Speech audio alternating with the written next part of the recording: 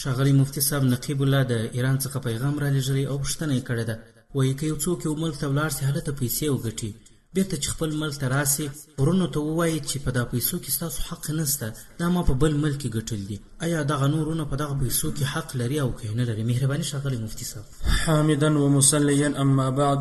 د محترم نقیب الله ورور د پوښتنې په جواب کې علماء کرام فرمایي بصدق واقعي شرعي چې کله څو ورونه ګډ اوسېږي، کسب او ګټه د هر یو ورور جلا جلا وي او کاروبار یې په خپلو پیسو برابر کړی وي، نو دغه کاروبار او نفع د هر ورور شخصي کاروبار بلل کېږي او نور ورونه هیڅ قسم شراکت نور سره لري. لهذا په مسؤله صورت کې دغه پیسې د ګټونکي ورور شخصي بلل کېږي او نور ورونه هیڅ حق نور سره لري. العقود الدرية جلد وهم صفحة 90. الفتاوى الخيرية بهامش الحامدية جلد وهم صفحة 2. همدا ډول الفتاوى المهدية جلد وهم صفحة 588. والسلام عليكم ورحمة الله وبركاته.